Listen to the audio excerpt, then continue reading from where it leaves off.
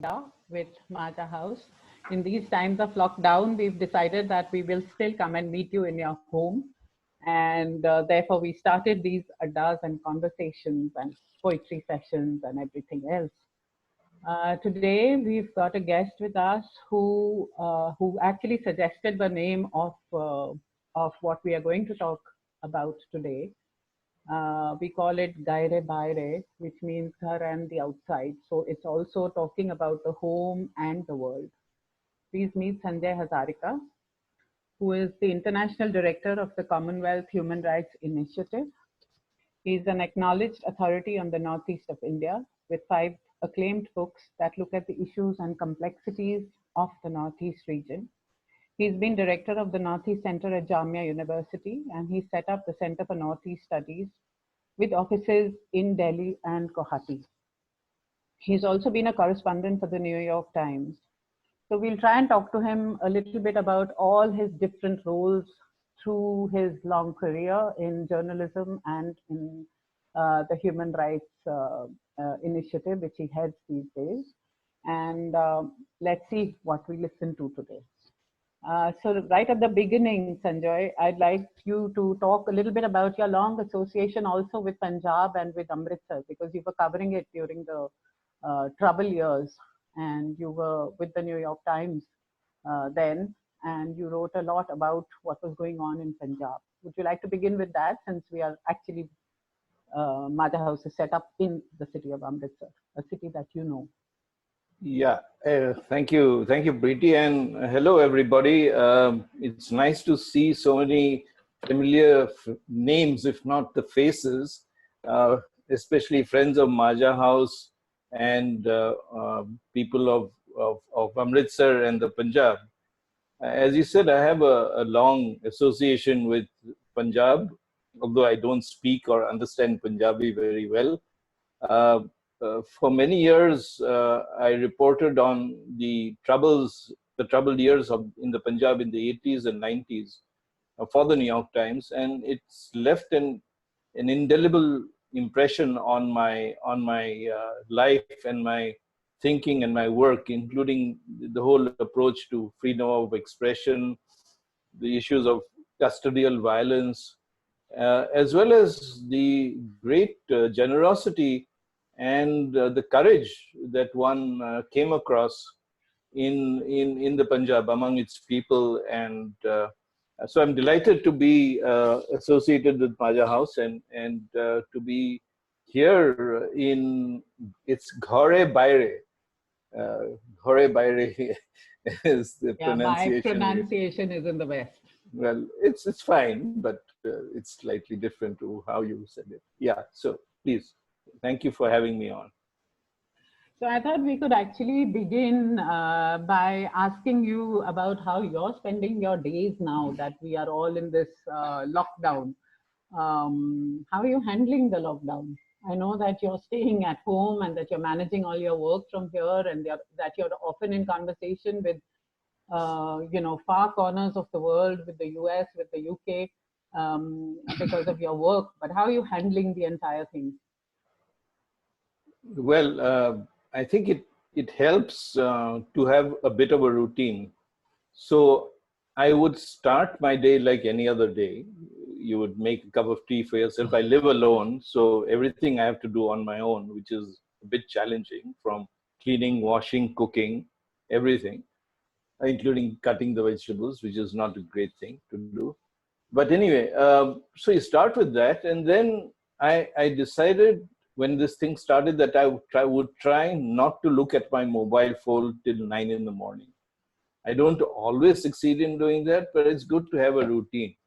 You do a little pranayam, you do a little reading of the papers on the phone. Yes, you use the phone to read the papers. And then you get on with the day.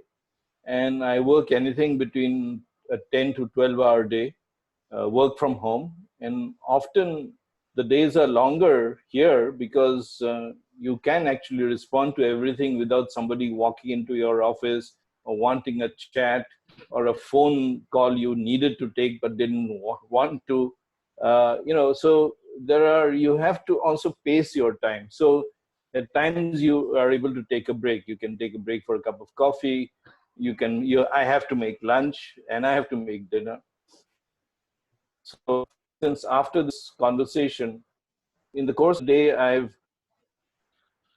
there was issue of journalists harassed in Manipur, or one of the states of the Northeast, cases being filed against them. So I picked up the phone and I didn't speak to the chief minister. Just that I've been around for a few years, so there are many people who are in office who I'm able to connect with and encourage them to rethink what they're doing. Uh, uh, I was able to have conversations with my office. There is this young woman who's in custody, who's pregnant. So we are trying to get her access to good care and so on. So the whole range of things which go on in the course of the day. I've just edited a report and for the Commonwealth Secretariat on the work we do on the Human Rights Council. So it's a range of things, and you're in touch with a bunch of people all the time through the day. So at the end of the day, after this, I'll be having another conversation relating to my office with somebody else outside the office. So yeah, it ends, but it's constant.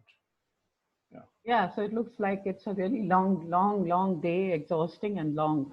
But are you able to keep to deadlines? Are you able to keep your office people to deadlines and to this kind of structure that you've just described to us? Because I Well, personally find this terribly difficult, to be actually consciously sitting down every morning for a few hours and trying to put in work. Well, it's challenging, but one of the things is we have what's called a tracker for the office staff. So everybody fills in a tracker. I also fill it in. But because I finish so late every day, which is anything between last night, it was 11 o'clock at night, you're too tired after that to fill in a tracker. But, all of us fill that in by the end of the day or early the next morning. And so you're able to see who is doing what. And most people are able to function. They're reasonable people. They're very committed. Otherwise, they won't be doing this work for the kind of money we are able to pay. And they're also responsible. So yeah, I think that's very important that we trust our team and they deliver. So sometimes there are problems with deadlines, as there are when you are in office also. There are problems with deadlines. But as somebody who's helped to edit my books and select my books, that sometimes I do have a problem with deadlines. I'm behind on at least one book. And in fact, that's one of the frustrations I have, is that I'm not able to write as much as I would like to. I thought this would be a chance for me to write a lot more, and I'm Yeah. not able to actually do that. But Yeah, the other thing that one keeps hearing about is, of course, internet access, because of schools are online and classrooms are online, and so are colleges. And everybody's trying to make the best use of this time as possible to try out new technologies. But I think we are the privileged few who have access and who probably have 24-hour access. But there are not so many people like us. So, what about them? What about this whole thing about being able to access online stuff and be able to work from home? well, even if you don't look at the number of people who are accessing, because a lot of people are accessing and using the system, including Zoom, whether it's safe or unsafe or whatever it is, the world has changed in this 1 month. For all of us, our lives have changed. We don't have freedom of assembly. We don't have freedom of movement. You can't go outside your house. You need police permission to actually walk outside onto the main street. You may be stopped. You may get, if you're unlucky, you may get a whack. You may get put into jail. Like I believe in the Punjab, they're now having these vans where they pick up people and just put them in custody. So freedom of information is limited. Many of the, for instance, the state information commissions are not even functioning properly. They're not even meeting, even online. So the Central Information Commission has just started its online procedures and will be video conferencing and hearing challenges to or RTI applications online and by video conference. But many of the state commissions, we just released a report yesterday and it's out in the papers today, most of them are not even functional.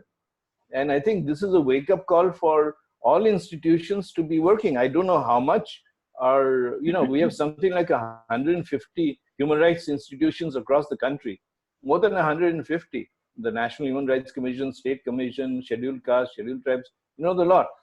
How many of them are functional? Because we are completely dependent on official information for the information we get.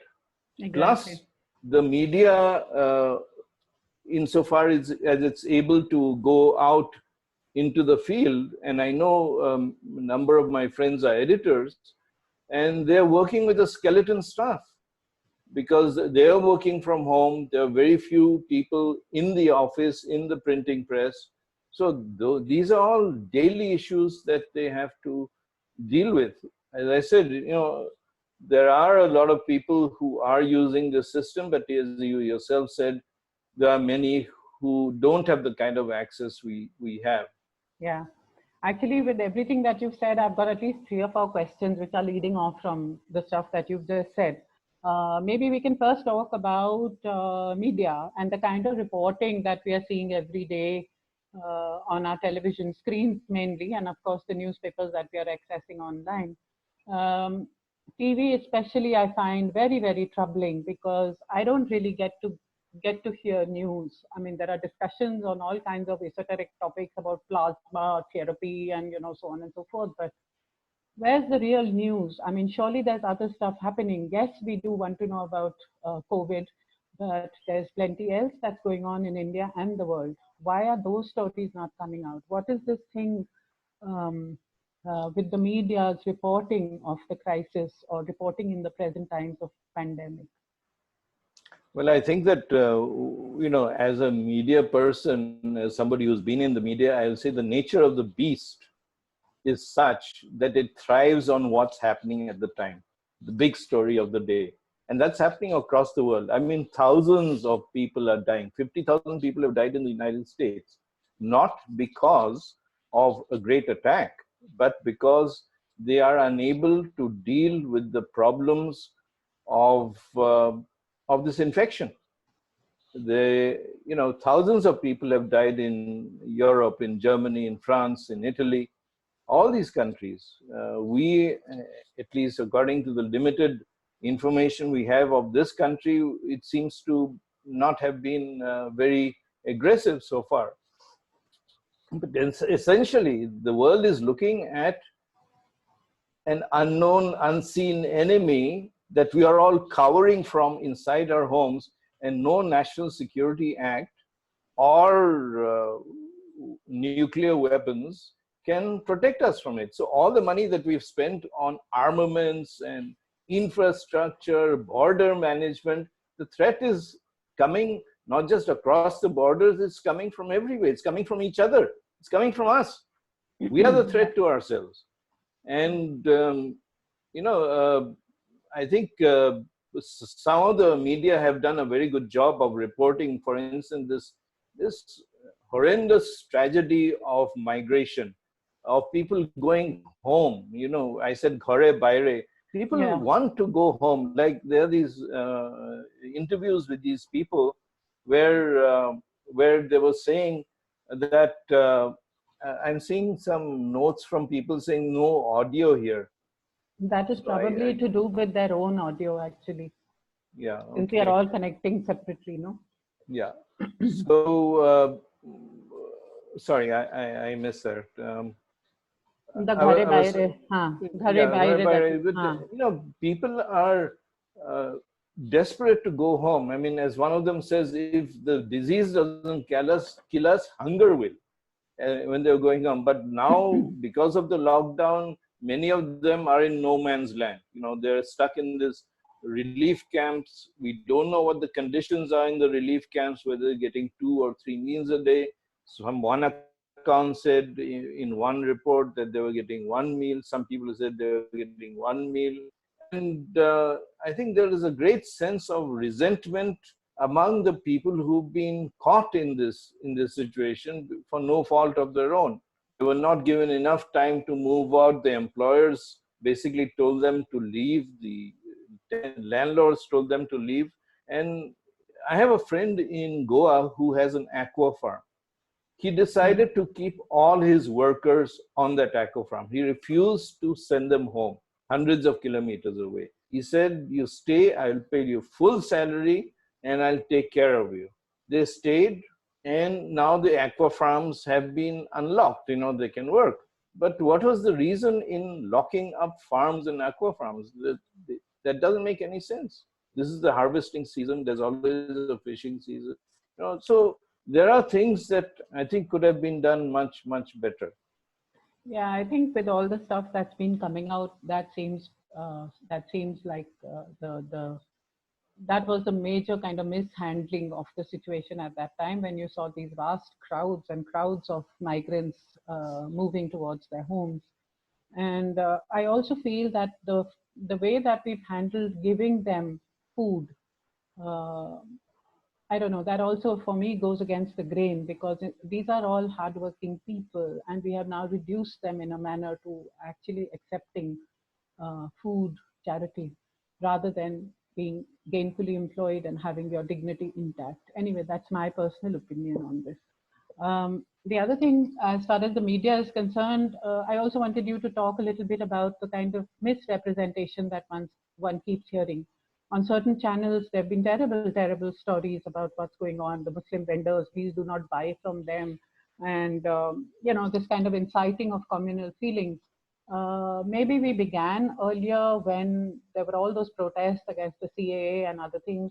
And then we've just sort of gone into this complete communal mode, even at a time like this when we are actually battling something which is unprecedented and which the world is actually fighting. What do you think about that? This kind of slant. Yeah, it's not just the media. It's a lot of people have been using this to actually push their own agendas or their own beliefs. Now, in any other time, there would have been responses, reactions, or whatever it is. Now, nobody is speaking out, and I think one of the problems that we are facing, if I may say that, is that there are a few channels or a few people who are hogging the airwaves or the sound waves, and the alternative voices are not being heard. Whether it's and I think that we need to understand. I think the Prime Minister said this some couple of weeks ago, is that the virus doesn't respect anybody. It doesn't matter whether you're of any faith, a particular faith or a political party or whatever. It's going to come for us all. Right. So we need to just let go of this communal virus. We need to. It is not something that people have made mistakes. That's no question about that. There have been reported also of large gatherings, both of one faith and the other faith. And it's not as if one side is just to blame. So I think we need to be cognizant of that, and understand the reality, which is far more than blaming one side or one group, and which is the easy thing to do.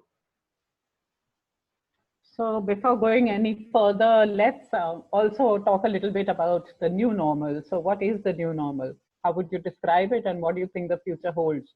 The 3rd of May is not far off. We all know it's not opening completely, but there'll probably be an easing off. But what do you think we should look forward to?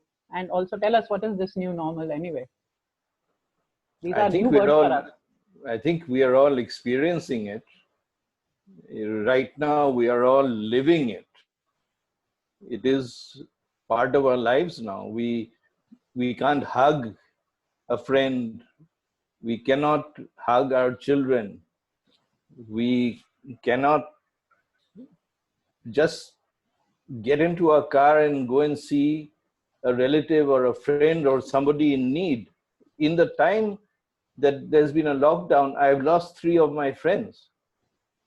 Sorry to You hear know, that. Yeah. yeah, and it's not something that you can accept just like that. My brother is a doctor, like many of us. I'm sure all of us who are in this conversation room all have relatives who are doctors who are in the front lines. Uh, I have a team in Assam, which has nothing to do with the CHRI. It's a different organization. They are on the front line. They are working on health, and they're on very remote areas, dealing with villagers and trying to make them understand what these issues are. And there too, they're doing physical distancing. In fact, I really don't like this word social distancing, because that means a lot of unfortunate things in our country, which has got lots of divisions along caste, community, and so on. Yeah, So exactly. physical distancing, yes. So physical distancing is here to stay. That's the new normal. The other thing is that we will all be going around with masks, because you never know when the virus will strike, or from whom or to whom, because there is no vaccine in sight. Not for now, no matter what the Israelis say or anybody else says, this has to be tested. It has to be tested on human beings, not on animals or whatever. And it has to be found viable. It has to be functional. It has to be distributed on a big enough scale across the world. Is the capacity for that? Forget about just getting the antidote, Right. the vaccine. Mm. And so if you're looking at physical distancing, a different way of life for at least 2 years. Like in my office, I and my senior colleagues are struggling with the idea of opening the office for a limited number of days or for a limited number of people. But then we have to have the accounts made, we have to have the admin work done. The office is in not in great shape because of the dust. It's been left alone for a month. And similarly for all our offices, those who have factories, they have probably more problems. So I think we have to just get used to the idea that life can't go back to what it was. In some ways, it's good. Yeah. In some ways, it's good because look at the quality, not look at, just feel the quality of air in our cities, certainly in Delhi, where I'm Mm. living right now. Mm. It's 100 times better than what it was before. But that's because there's no vehicles on the road, there's no infrastructure being built. Some of that will resume, but the one thing you have to recognize is the more people go out, the more infections there will be. So there is no walking away from that. So it's a very challenging time for all of us, really, to understand how to live with an abridgment, a conscious self-acceptance of an abridgment of the rights that are dear to us, which is freedom of movement, freedom of information, expression. Indians love to gather together. Everybody likes to gather together, have a party, enjoy themselves. And I know in Punjab, they are great party givers and goers.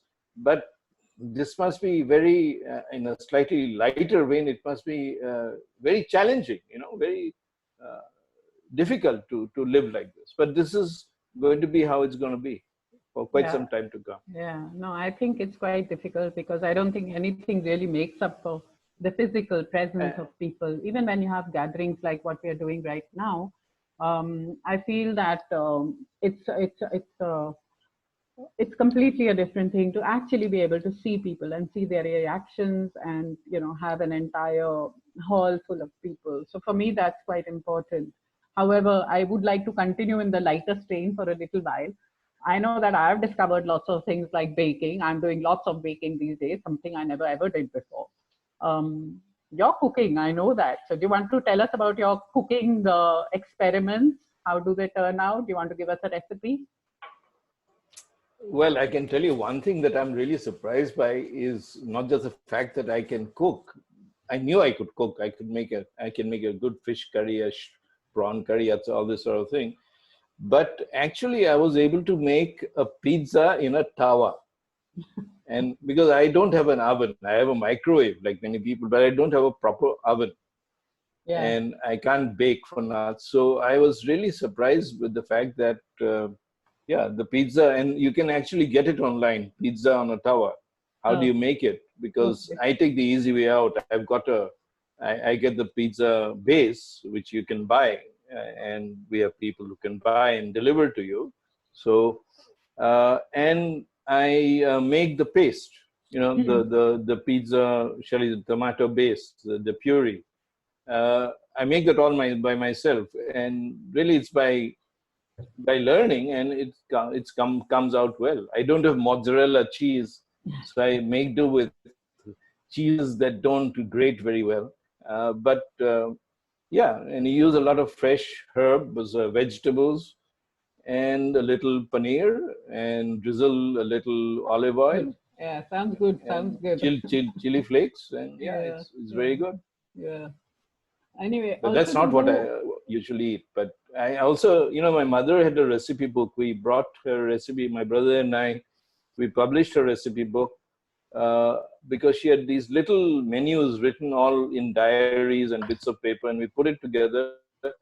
And I've been using that also to cook some of the dishes that I remember her, uh, for which I remember her cooking, I Mm, mean, and those have come out quite well. mm, that's And it's also very relaxing, I must say. yeah, yeah. I've also come to appreciate the fact uh, of normal things, things which I took for granted. Somebody said to me the other day, somebody in London, "Oh, welcome to our world. You're living alone. You have no help. You're so sad." I said, "I'm not used to this life. I've been brought up reasonably spoilt, and I've had people clean and wash and cook, and suddenly having to do everything, and it's fine. It's actually quite well. It is something that relaxes you and makes you quite happy actually at the end of the day. And of Okay, course, so let's go. I've got a good supply of single malt and good wine, so that That's also good. helps.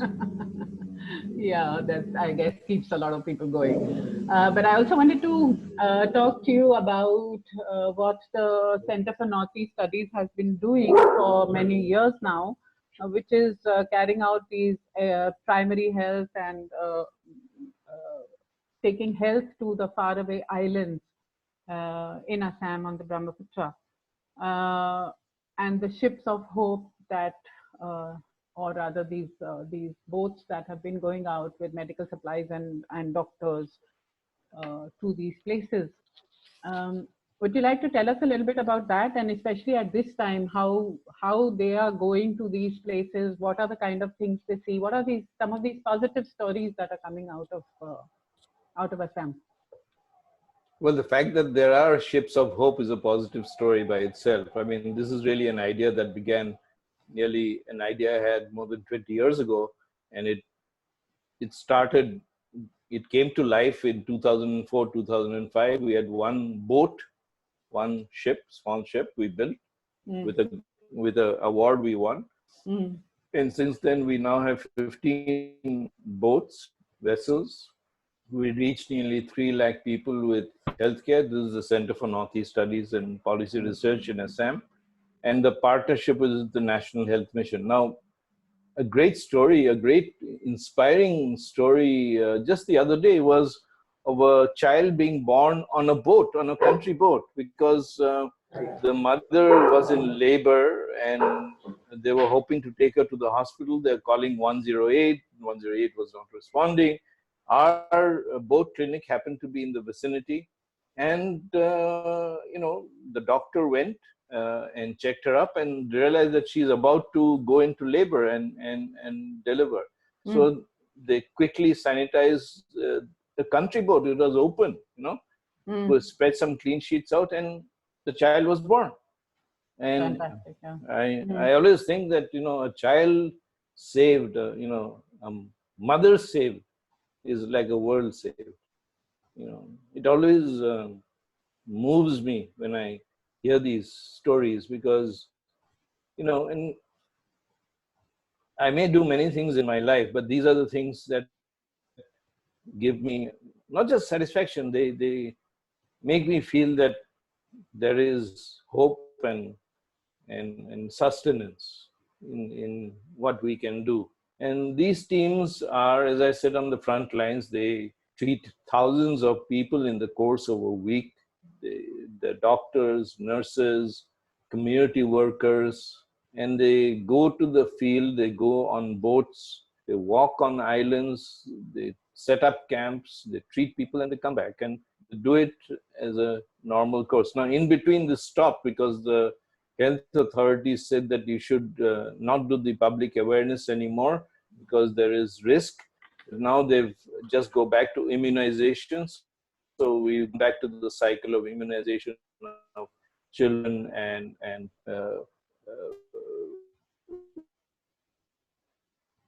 are in or who are have just delivered. So yeah, this in Assam does an amazing job. They are running it. I don't interfere. I'm very to that.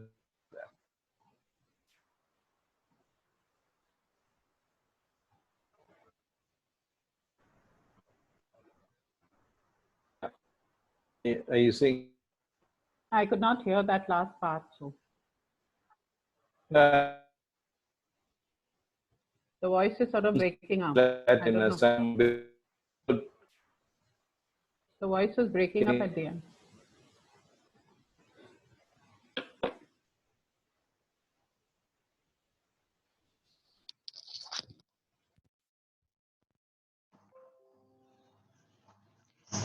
So the voice seemed to be breaking up for me, at least at the end. I don't know about the others. I can't hear you. Goodleen? Yeah, his video is also gone. I think he's trying to reconnect maybe. So let him try and get on again. But in the meantime, maybe we can tell people that the last 15 minutes we'll keep for question answers. And so maybe in another 10 minutes or so or less, I will ask you people to raise your hands and ask questions, and then we'll put on your video so that you can actually be seen and you can ask what you want to. So do keep your questions ready.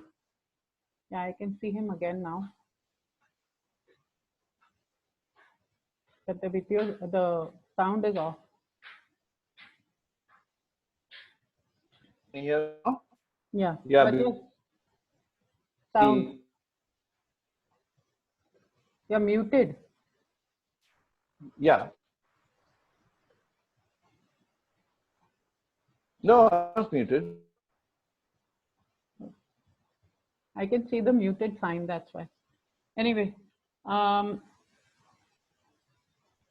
thought you could also tell us a little bit about actually bringing the Northeast center stage through your books and through the work that you've been doing over all these many years. The Northeast, I think, has been a region which has been little known, quite a lot misunderstood, and maybe because of physical distance, maybe because of various other reasons, not too much knowledge about it, especially in the so-called mainland. And I think that through your books and through the work that the centers that you have set up have been doing, to a large part, you've managed actually to bring it much closer. I know for me, I started traveling to the Northeast about, say, 20 years back and learned a great deal. And I think you've been sort of instrumental in doing a lot of that with the books, with the films, and with the other work that you've been doing. Do you want to talk about that a little bit, Sanjoy? Yeah, sure. I mean, thanks for that opening. Uh, I think over many years, I realized that, people in this part or in other parts of the country really knew very little about the region. And so the effort was to write about it, but also to bring journalists to the region, take journalists out of the region, exchange programs, people interested, get younger people involved, make films which we not showcase the Northeast, but showed some of the issues before it and shared them with people, both in the country and outside. And increasingly encourage scholarship on the region. So when I set up the Northeast Center in Jamia, that was the first Center for Northeast Studies in the country, in a central university. And then others have come up since. But it's a strange thing to be an institution builder, and I was really surprised why it took a hack to build to create something like that, or a non-doctor to build a health intervention. Uh, uh, so now what's really encouraging me is I just look around, even in this new normal time, there are, if not dozens, at least a bunch of webinars taking place on the region, issues of racism, ethnicity, ethno-nationalism. There's one coming up on the 4th, which is anchored by a scholar from JNU and somebody from Oxford. There are so many groups of people from the region on WhatsApp, and people are engaged. People are speaking out. They're no longer taking any crap. They will speak out. They will challenge if they are being harassed. And when silence was an option some years ago, that is not an option anymore. People are speaking out. They're mobilizing. They're responding sharper, smarter, and in a much more outspoken way. They know the law, so they're able to challenge any stigmatization or harassment under the law. And now you have things like, I don't think it's necessarily something I agree with, but you certainly have Northeast units in the police, which look at specific concerns faced by Northeastern people. I mean, we are all part of one larger entity anyway. So,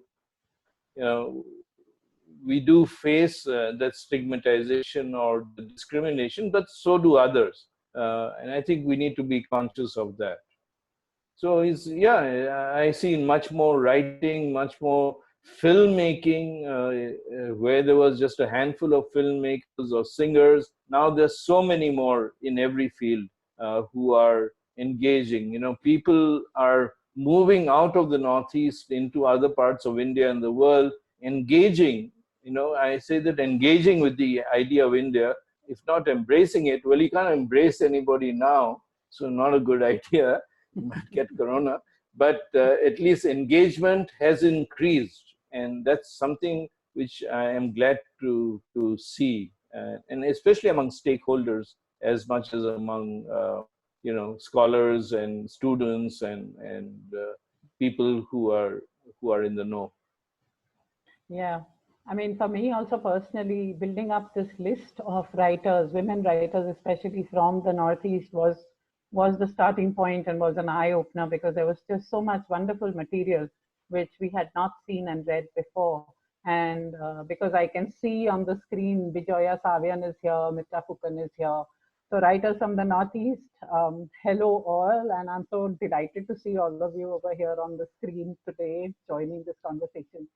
And also, it's really wonderful that one has been able to access a lot of these stories from the Northeast, a lot written in English, of course, but a lot of them which have been now translated into English. And as somebody who's been in the publishing industry, I can say that also has helped a lot in building these bridges, because it's once you get to know your neighbor is when you start to make these bridges of understanding and friendship, I think. So all of these things have worked together. I think we're reaching almost the end of this, at least the time that I have to ask you the questions that I had sort of got together. Maybe the final thing that... Can I ask you, let me ask you a question, because we are supposed to be in conversation. So if I can ask you a conversation, yeah, you've been traveling to the Northeast for 20 years. You've been you've been encouraging new writers from the region. Majha House itself has hosted some events, Northwest first meets Northeast. And we have this report on the Sikhs of Assam. I mean, nobody even knew. I think your deputy commissioner in Amritsar couldn't believe me when I said that there are Sikhs in Assam, Assamese Sikhs who can't speak Punjabi or Hindi for that matter. He was pretty flummoxed by that. But anyway, that's a fact. So what have you found from your conversations, your meetings, your travels? What do you take away from, bring to the work you're doing now? I think a lot of stuff really, because when I first started to travel there, I knew nothing, and I had read very little about the states of the Northeast, and I was pretty ignorant. When I was in college in Delhi, I don't think I had classmates who were from there, maybe a couple of Assamese, but not really anybody else. And so for me, that first trip that we had made to Nagaland and then beyond that to Arunachal and all that was really like an eye opener. I found a lot of beauty. I found people that I really connected with for some reason on a very personal level, and people that I really liked. And I made those connections, and those friendships have really stayed with me over these last so many years. Other than that, of course, the stories that I heard. So whether they were stories of conflict, of stuff that had been happening in those states over the 50s and 60s, and which I had no clue about, um, all of that opened my eyes to what was happening in my own country, in a rather remote part of my country, but all the same an important part of my country. And out of that, I have had a lot of self-reflection, but also learning from other people who've been writing about it. The literatures that have come to me from these states all have enriched me. The music, the fabulous music, the food, Yeah. each of those things I think has added vastly to the life that I lead now. And I'm really glad because it's helped in so many ways.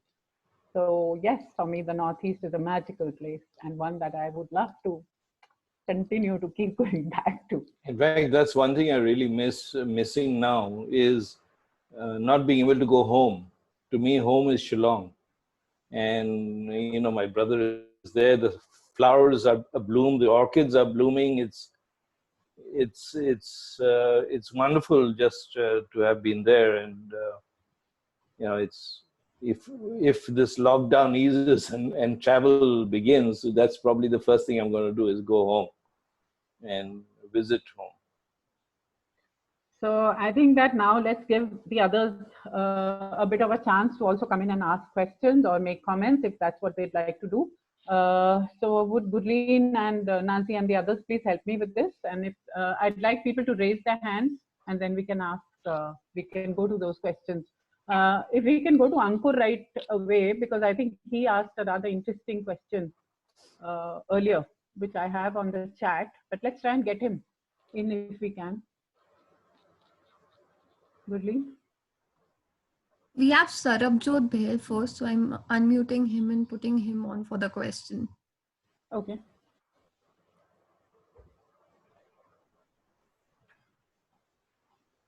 So Sarabjot is muted. You have to unmute your phone. Yeah. Your. Yeah. Are you able to hear me now? Yeah. Thank you. Hi. Hi. Good to see you. Great to see you also. You got a halo behind you. Yeah. I'll Alexa, switch off the study lamp. Oh God. Lovely. Alexa's not in. This is the new normal. Alexa is in revolt. You have to get up and do it yourself. No, it's done. Okay. Because once you have given it to Alexa, then you can't do it yourself. So I just wanted to ask you, Sanjoy, we have touched upon many, personal kind of new normal at the personal level that we are all experiencing. What do you feel that global nations, what would be the shift in their policy and polity, economic policy, strategies, of, the budgets that they make? Do you think that we, as we are, that we tend to forget things very easily once we get out of it? Do you think there will be a substantive shift from today's scenario in future at the national level? Well, Sarjo, thank you for that. I would hope so, because if we don't, we are really doomed, because the economy is in very, very bad shape. Because of the shutdown of industries, there's huge unemployment everywhere. I know that, for instance, the media industry, a lot of journalists have been sacked or let go because, if you can manage without journalists in the field, why pay them? Uh, but I think that two of the things that I would urge, all of us should do and ensure happens is the government must put money into health. The government must put money into health and education. These must be the two biggest priorities of government. And we must make sure that those institutions which are there to protect rights, the stakeholders and the enforcers of law become upholders of the law. We must ensure at all times that rights are protected, especially of the vulnerable and the weak. And we are seeing a lot of this, not just in this country, across the world. Migrants, the name calling of anybody who looks even Oriental, but even in Indonesia, people of Chinese origin have been targeted. In Europe, in United States. So these are things we need to learn how to respect each other. Sure. And we also need to ensure that at times like this, when the pandemic is taking place, there are policy shifts we need to implement. One of them is, you just take, for instance, prisons. Prisons are among the, in this country and in many countries of the global south, overcrowded, overpopulated, unhygienic. Now, the Supreme Court has intervened and said that different kind of prisoners should be let go, whether it's for 45 days or whatever it is. Right. I think that come to a point where we take a decision that those charged with minor offenses, those who are under trials, who serve their term in prison just by being inside jail, if they had been convicted and the trial hasn't been started, they should be let go. So there are a bunch of things that can be done in this interim, instead of trying to do with everything in an ad hoc way. Right. But I would say that these would be the 3 or 4 priorities. Sure. Thank you.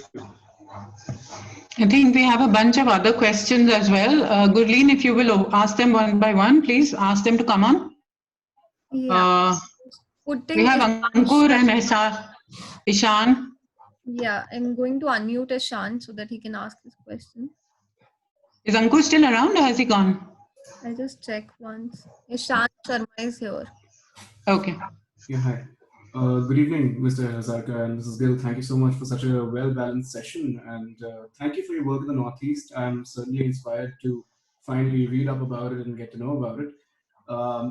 Sir, my question is that these days, you mentioned curbs on our liberties like freedom of movement and freedom of information, and we can see restrictions being imposed on our online communication, right? Like, for example, on WhatsApp.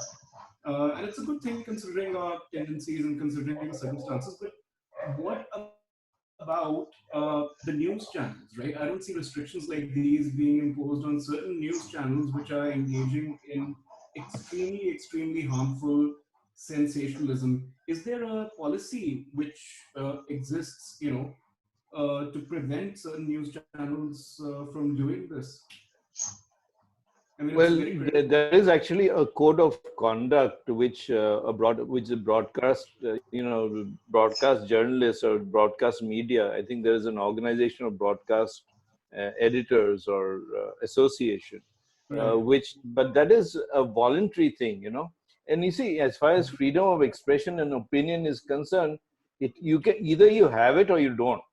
Now, the thing with toxicity and people who abuse their online space or their broadcast space to push a particular agenda, take action against the law, under the law, for that.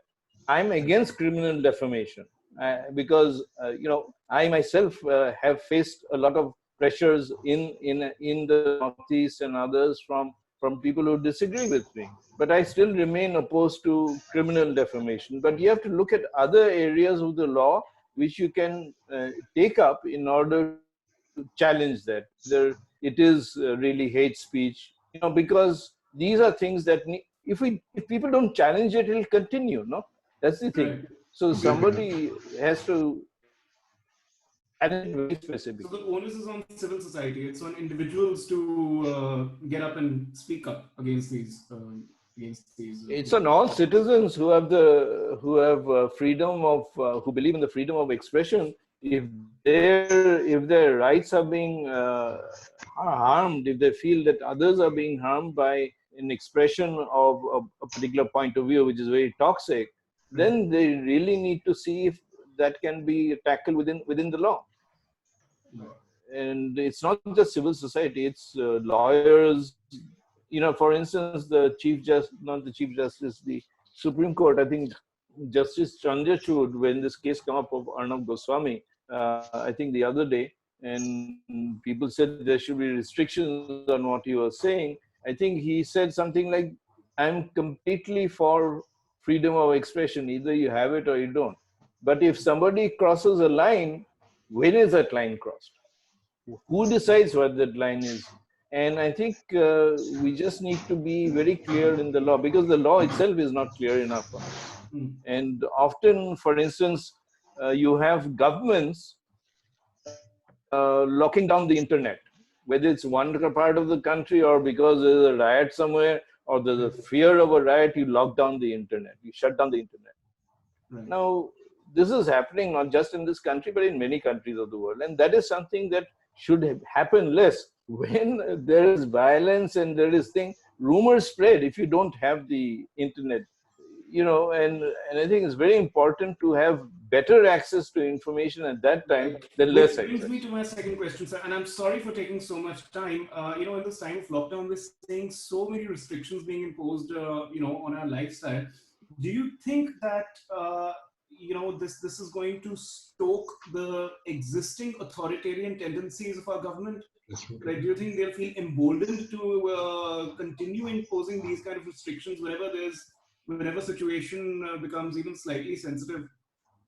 I think all governments, it's not just one party or the. I think you find that if you just look at our own industry, that only. So I think that there will be, I think, increasingly pressure on government to, continue to, the way it has been functioning over the past months and years, and especially in the last month. I think this is going to be an increasing challenge. And I'm interested also in the way that the states are responding to these issues. Because it's not just, Delhi doesn't run this country. The states run it, ultimately. The states may be vulnerable to pressure from Delhi, but states still run most of this country. And Delhi can't do much without them. So you need, and I think the states were interested in the lockdown continuing, so it continued. They are interested now in easing up. It'll ease up, but then each state will be given, as I was decided, I think on Monday, a discussion by the Prime Minister and the Chief Minister on how to phase it out in consonance with good health practices. Right. Sorry, that's a long answer. No, it's okay. Thank you so much. Thank you for your time, sir. Thank you, Ishan. We have Ankur now, who has asked a bunch of questions in the comment section. So I'm going to unmute him to ask the questions himself.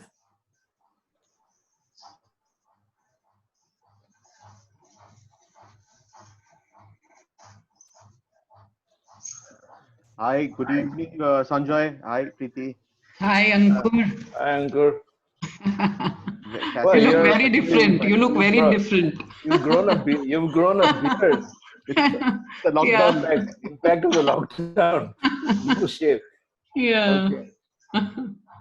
I'll keep it brief. Partly you have answered, Sanjoy, but my question was around the role of media, and it has to do with uh, when the lockdown happened. Surely we were pushed into an uncharted territory, and nobody knew how the lockdown is going to unfold. And that's where the role of media becomes important to understand various dimensions of lockdown, do on ground reporting, and investigate and report the issue from, let's say, food perspective or housing perspective or economic perspective, labor perspective, and all of that was missing. And when news started to come in, they started to react and take a picture or do some stories around it and stoke all kinds of anger issues. Simply put, let's say, take the case of Dharavi. Now, everywhere the argument is that, why are people not staying inside? But if you look at the structural construct of Dharavi, it is, 6 feet by 6 feet coolies, where 2 meter mein to, the size of the house is 2 meters. How will you maintain a distance of 1 meter? And there are 10 people living in it. It is structurally impossible to live in such housing. And then when people are on the road, you take a very binary view and report. So my question is it to do with the media's installed capability to appreciate the issue that has come to fore as a weakness, to not appreciate the crisis from a journalistic standpoint and report these issues? Is it competence, or is it ignorance, or is it deliberated omissions that have taken place in this series of lockdown? Because media's role has suddenly been exposed around this lockdown, and there are many other issues, but you talked about media, that's why this question. Yeah, I think it's a combination of all three. Partly incompetence, partly ignorance, and partly, just not being able to go there. How many people are able to go into the field and do the kind of reporting that they were able to do a month ago? They're not. So, and whoever goes into the field, do they have that understanding, that sensitivity, that empathy, that knowledge that comes from both experience as well as hard knowledge of facts? And I think that a lot of unfortunately misinformation, disinformation, or fake news comes out both through the online portals as well as through the broadcast media, where they pick up on something they've heard without being able to confirm it. Nowadays, what's happening? The people that you can confirm from, earlier you pick up the phone or call them or go and drop by their office and talk to them. You can't do that because they're working 24/7 trying to deal with different issues, whether it's at the district level, the state level, or the central level, and they can't take your call. So how do you get access to information? If you file an information request, the information commissions are not working. So in any way, they take time to respond. So it's limited, and this is the time when good reporting anchored in facts would have been very important. And there are ways of doing it. You can speak to people in the field. You can speak to people who are located in the area. You can speak to people who are specialists in those specific areas, sectors. There are different ways of approaching these issues. And I think that because of the pressure of the bite, because of the pressure of the cycle, the news cycle, many people have not been able to follow the trend. That's why I think the print media, if you take the Indian Express or the Hindu or some of the people in the Hindustan Times, Scroll, that's not print, but many of these have actually beaten the broadcast media in terms of the quality and depth of the reporting. See, for me, it's like a time of history through which we are passing, and we are not documenting it well enough because many of us also are not reading the vernacular papers, the language papers. So, what are they saying in Urdu or in Bangla or in Hindi or in Telugu or in Tamil or in Marathi or Gujarati? Is it better informed than what we are reading in the English media? Because the English media is a very small part of the larger media. And I think that's really important for us to understand And so if we get information from somewhere in the English media, cross-check it with something that we are familiar with, a language that we are comfortable with, and see what they're saying about it. That's another way of finding out, I think. I think we have another 2 or 3 people asking questions, so we'll quickly take them since it's 7. We'll probably extend for another 5-7 minutes. Gurleen, can we get the other people, please? Yeah.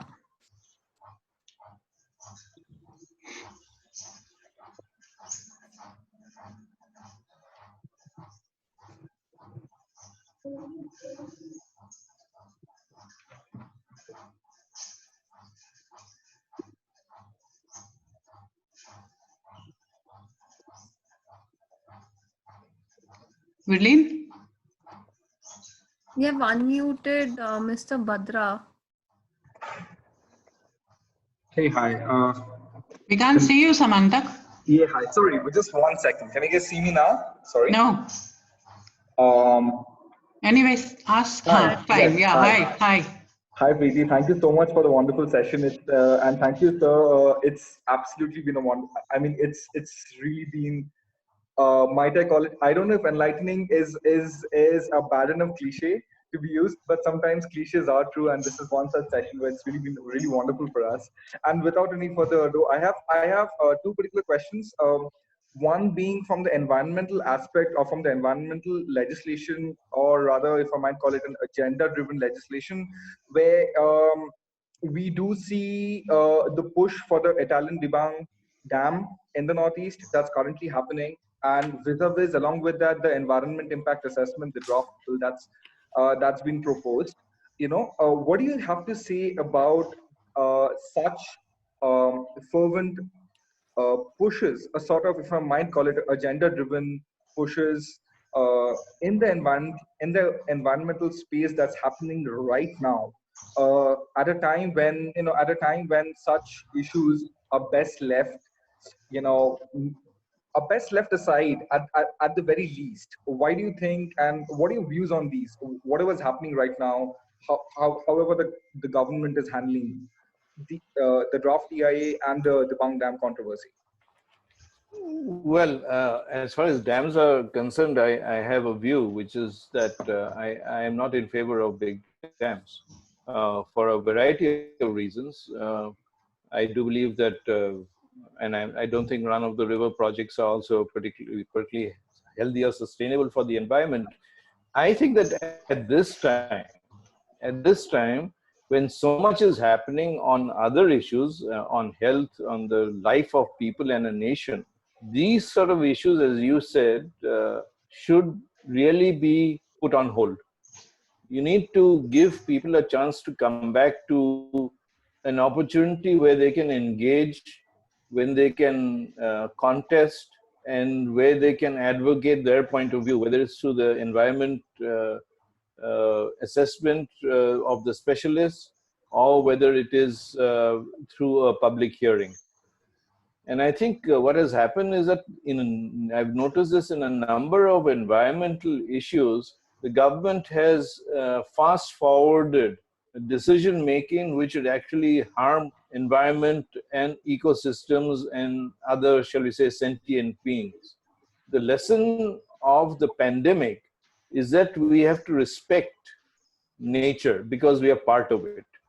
The lesson of the pandemic is that we must respect even more other systems because we are dependent on them.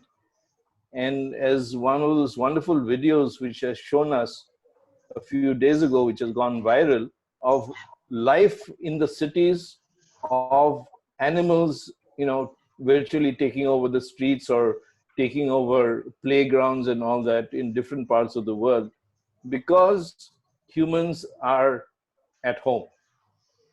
So I think we need to understand that the new normal should also include great respect for the environment and for the other creatures which populate this earth.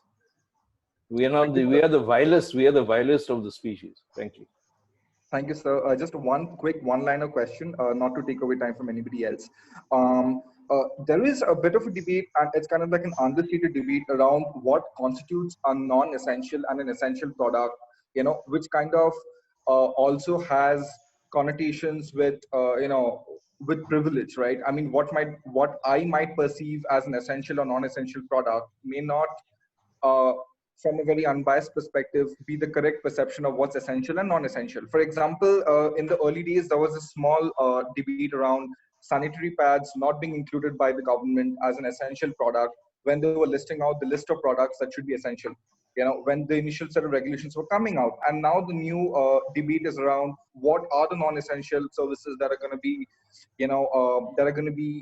going back to normalcy in a staggered manner. So what's essential, what's non-essential, and the urban and semi-urban and rural sort of conversations around these two tags, the politics of these two tags essentially. If would love to know your views on that. Well, I think it's what's essential to somebody in a middle class or upper middle class home sitting in an urban center, to somebody who's living in Dharavi, to somebody who's living in a village in the Moga region or the Majha region, or somebody on an island in Assam. Those priorities will never match. And we have to, I think what this is teaching us is also how we can, what is it that we can live without?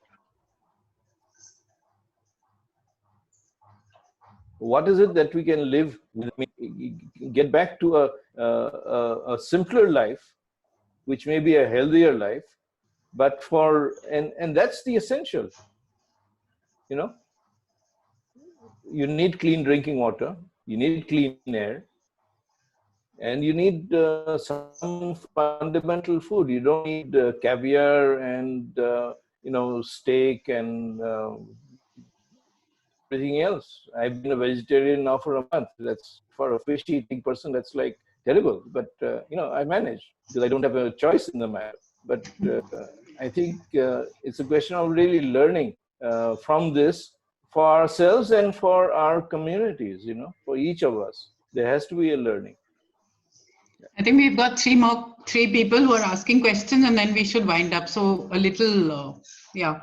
I think Dr. Gurupdesh, and then Arvindarji, and I think Junjun Sharma Pathak also. Gurleen? Yeah, unmuted Dr. Gurupdesh. Okay.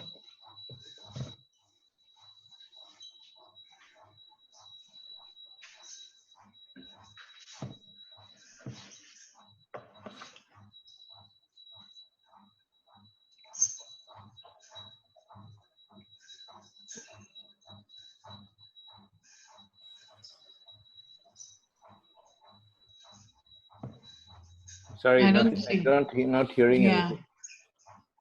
Why don't you go to the next Junjun? Go to the next one, then we can come back. Maybe Arvindarji or Junjun, either of them.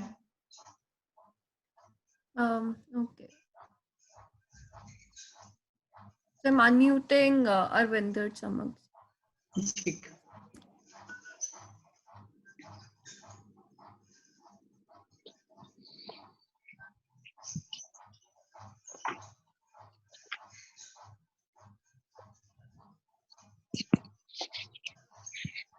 We have Kishore ji first, I guess. Okay, let's get Kishore then. Yeah. Do I have to unmute myself, or is it done already? We can hear you, yeah. Okay. Ask. Okay, so there are two things now, that have become very clear. One is that probably authoritarian regimes all over the world will try and become more authoritarian than they have been in the past. The other is, something that at least I know a few people would have observed in India. Like, of late, we've had some very centralized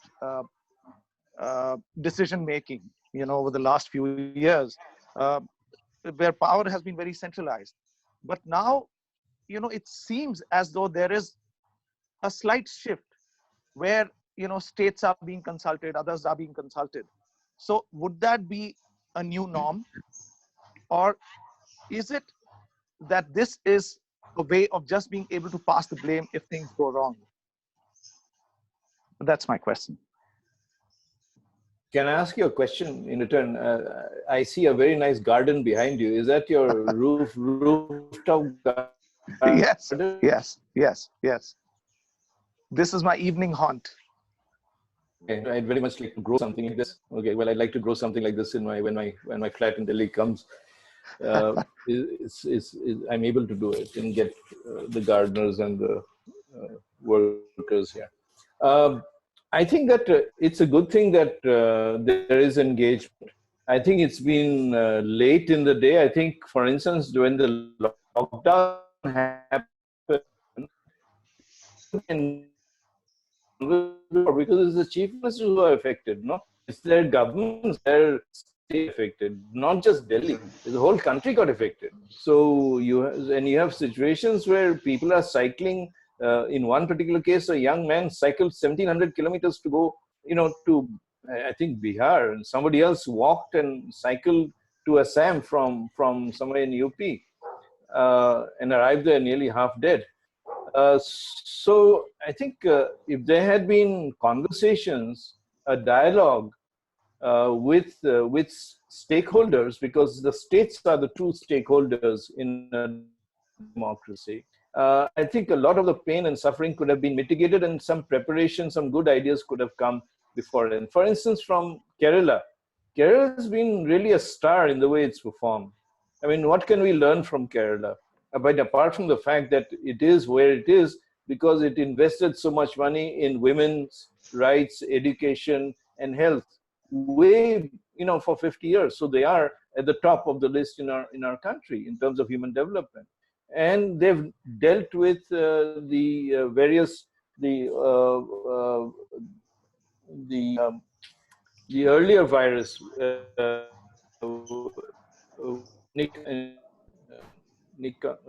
forgetting the name, very, SARS. very scientific. There is one way. The audio is breaking. Going to be the way it's going to happen, where more and more. Can you hear me? A lot of it was lost because the audio was breaking. No, what I'm saying is that I think there's a lot to be learned from the states, especially from Kerala, in the way they dealt with an earlier pandemic. There were a science person who's the health minister, not somebody who believes in mumbo jumbo. And I think it's very important that we approach issues on the strength of science and not just gut instinct. I think that is very important, and we involve other stakeholders in the process. I think that is something that will have to continue, because there is no other way, for a country as diverse and as large as this. Also, one more connected We have question. two people waiting. Sorry, very quickly.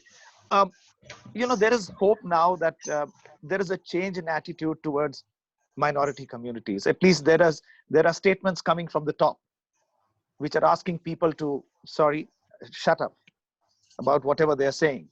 So do you think that is going to be so even in the future after we are through with the pandemic, or is it only stopgap, just for now? I'm afraid I haven't seen something as robust as you just described. Please direct me to this. Partly because I don't. The Prime Minister, the RSS president, now the president of the BJP, they've actually said, look, today, the virus is not green. Yeah, and today they said it. Yeah. Okay, so it's better late than never, but I think it's very important. The virus has no color. It has no religion. It has no nationality. It is there to capture the human system, and it doesn't really matter who you are.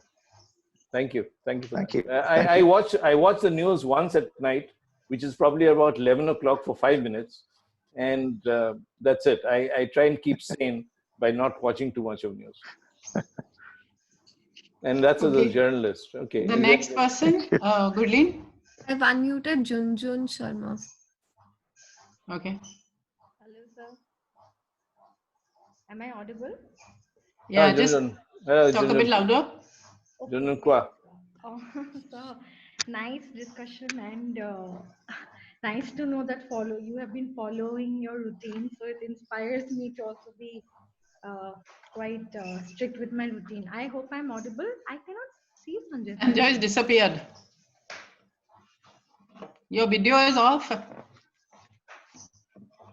Sanjay sir? Yeah. I didn't touch anything, so. Yeah, you went off. Me, sir. Yeah. Yeah, Go so ahead. so basically I said it's nice to know that how you're following your routine. It's quite motivating. So basically my question For me, there is a new non-routine, which is I'm cooking and doing all sorts of non-routine stuff. Okay, so there is a routine and there is also a non-routine. Yes, yeah, I get your point. Yeah. So of course my question has been addressed, but one thing I wanted to ask you that what is it that journalists could have done differently? Just like a point, and also the idea that war making and state making had always gone together. So now we have a threat or a challenge which is like an invisible virus. How do you think this would lead to some sort of a change in the way we conceptualize security at a policy level?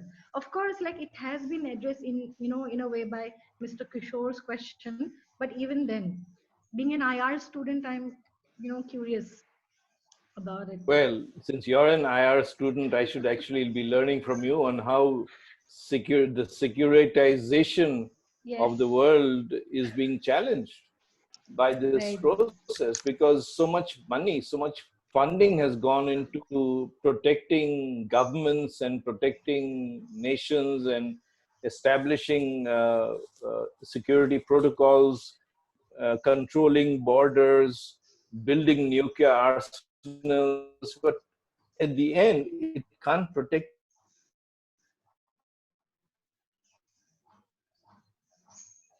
So we can't hear you right now.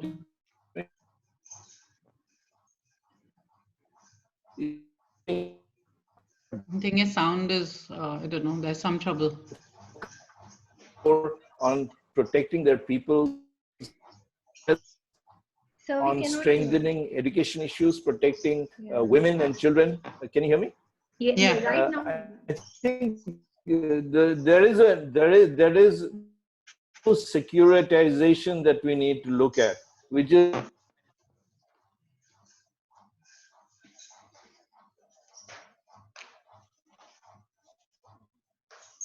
Preeti ma'am, we can't hear him actually. Yeah, I know. I'm trying to tell him that.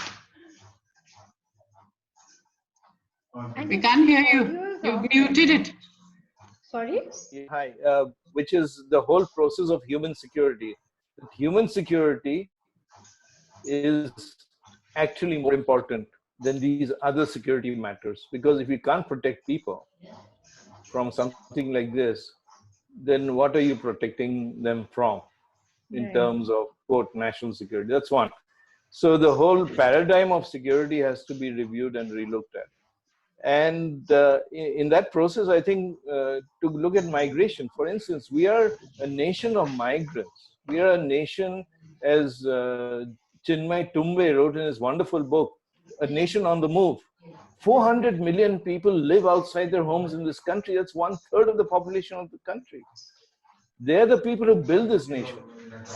And I think that's really important for us to acknowledge, that these are the people who are responsible for making India strong, for building the houses we live in, the streets we travel on, the food that we eat, the markets that we go to. You know, that's really important for us to understand, respect, and honor their dignity. So I hope that through this process, migrants will get a better deal, a more secure space, in whether in terms of a social security net that's able to be done, laws that are implemented, because they are extremely vulnerable. On your first point on the media, I think it's just that good reporting takes place anyway. Good reporters will find the stories. Good reporters will get out and get the information. And you have to, read people like Nitin Sethi, Kumar Sambhav, people like that, who are doing the groundbreaking work, which explains as well as shining a light in the darkness. I think we have to expect that, and the guys on the front line, whether it's the reporters on the street or the reporters of the print media who are in the districts reporting things as they are. The thing is, we need to know information as it is, not as how somebody wants it to be or thinks it is. And that's really critical for, as a journalist, as a writer. I think that's at the heart of it all. You have to reflect. We have to be a reflector, not a barometer. We have to be a reflector of what is happening. And that's where a lot of the media have missed the story, because they become the message. You know, the media is not the message. The media is the messenger. It's a medium. Gurleen, the last two questions now, please. I think we have to wind up. Yeah, I am unmuting Mr. Chamak. And I think Dr. Gurupdesh has got his hand raised for a long time. Yeah. So, Preeti ji, am I audible? Yes, but we can't see you. Doesn't matter. Doesn't matter. It doesn't matter. Hi Sanjay. Hi Sanjoy da. It's nice to be the part of this session. So one quick question to you and one observation to Preeti ji. Quick question to you. Are we, I'm now, when I say are we, I'm talking about the central government, the federal government. Are we actually prepared for the miracles, like after this aftermath of pandemic? Are we actually geared up? Like, we are testing only 526 people out of 1 million. Is it really good enough? Or having a lockdown extended by a month or 2 months, will it resolve any issue? No, I think the lockdown is only a temporary measure. It can't resolve the health issue. It can. That's what I'm saying. This is my question: that whether the central government or the state government, they are actually prepared. Like, as a small entrepreneur, I am making the strategies after the lockdown is over, how to sustain, how to restructure my business or my the work. But what I see, even in the past 1 month, the government of India or the states, if I talk about my state, it's all bankrupt. But then we are all looking at the center, and the center is doing nothing except by giving some mockeries. I don't know. I don't want to say anything. Now, if I talk about the health, are we really serious about it? Well, I think Mr. Chamak, that this is such a large country. When you have the lockdown easing, I'm sure there will be problems in some places, and then you'll have another lockdown. So I think the strategy is going to be both ad hoc, which is like, let's see how it happens, or how the problems either they grow or they abate. And I think they've used the opportunity this past month or so to actually increase the number of spaces which are available for quarantine, which more hospital beds and so on. So actually that space has been used for that. But I see a different problem, which is not related to COVID, which is, what were people among ourselves or people we know who need treatment? So, in emergency, somebody's broken a leg or fallen or been injured, how will they get treatment? Because if they're going to a center which is nearest and it's designated as a COVID center, they can't even get treatment there, and the police will stop them from going elsewhere.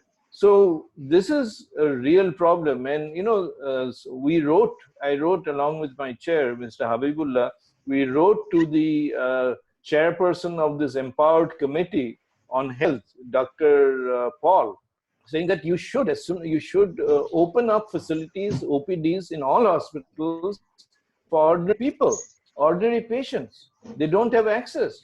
And he said, yes, this is something we'll have to do when the lockdown eases, which means there wasn't really a plan for that.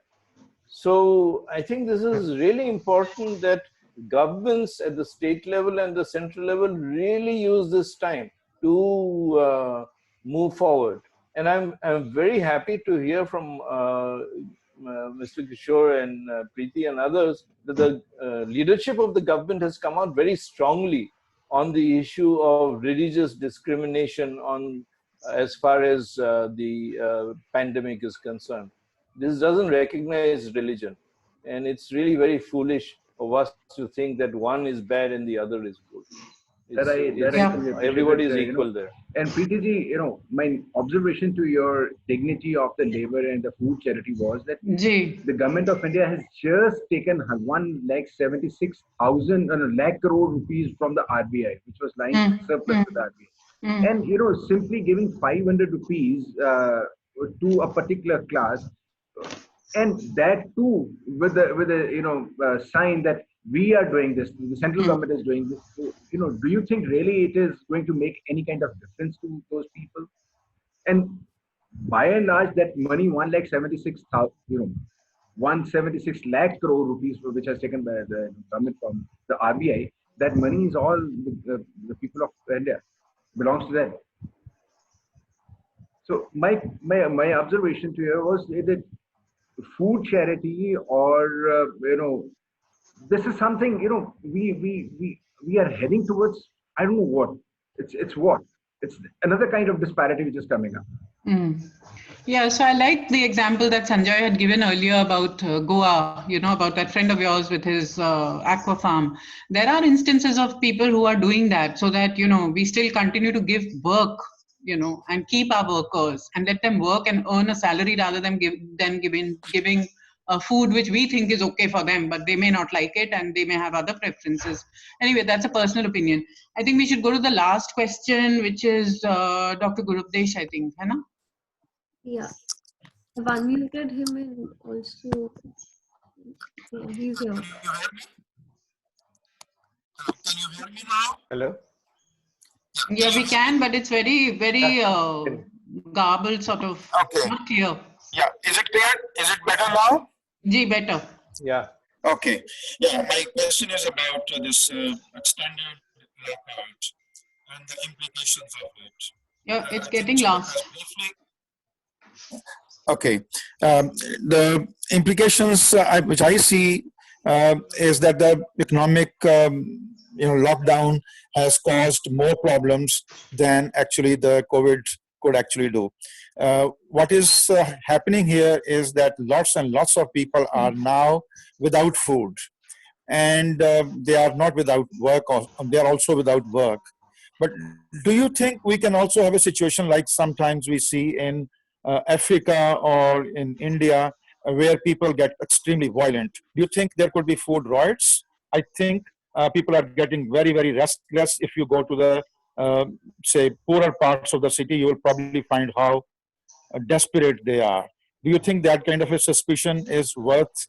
And we have already got horror stories from the news and from other countries. What do you say? Is it a possibility in this country also?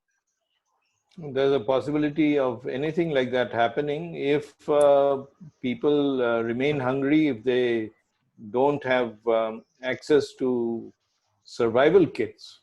That's food and water at the bare minimum is needed for survival. And if they don't, obviously there will be first great distress and then great anger.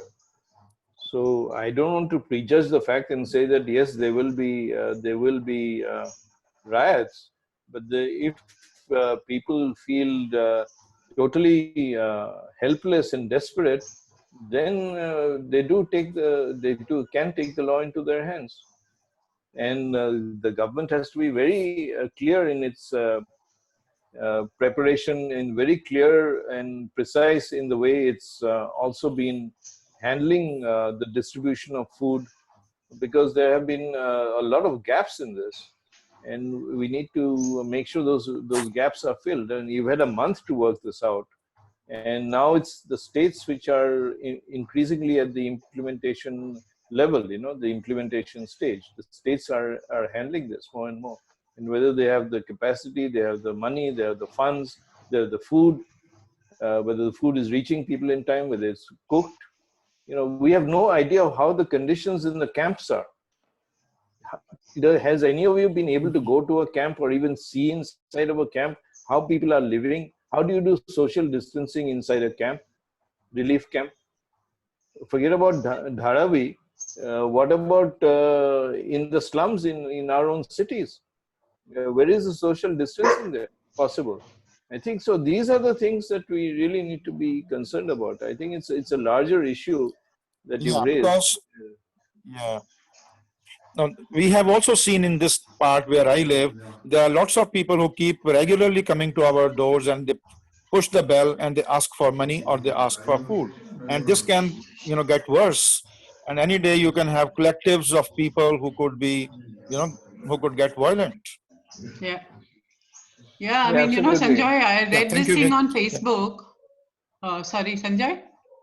Yeah, go ahead. I read this message from Meenakshi on Facebook about her place being vandalized, and that's the kind of thing that I think people are now worrying about, because for houses which are kept locked, or spaces which have been locked for the last month or more, and people are just breaking in and taking away whatever Yeah. they can find. But I don't know; these are really not good signs. However, if you want to add anything to that, otherwise, then I say thank you. Yes, that's No, I Sanjoy? think yeah. we will close it at that. I think it's been a very helpful conversation. I've been enriched by it, and I want to thank you for the conversation, Preeti, and to each person who's asked a question and made an intervention. I may not have been able to answer everything because I don't have the answers, and I shall, share that very openly with you.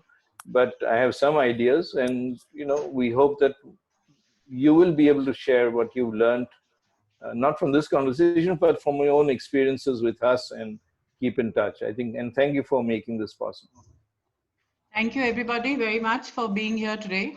And on behalf of Majha House and the entire team, I'd like to say thank you. And Gurleen, you've been fantastic in the entire technical side of this, which I know is like quite a problem. And thank you, audience, because you've really been very, very engaged. And at our at the height of the, or we had about 77 people attending at that time. So I think that's wonderful. I just wanted to say that if all of you would like to keep in touch and get more information about what we are doing at Majha House every Wednesday and Saturday, please do write. Send a message to us. I have put the phone number there already, but I'll read it out. 977-902-0050. So if you can message with your name and your number, we'll be sure to send you a message about the next Adda. Thank you. Thank you, Sanjoy, very, very much. Thank you. Thank you. Be in touch. Okay. Bye. Bye, everybody. Thank you.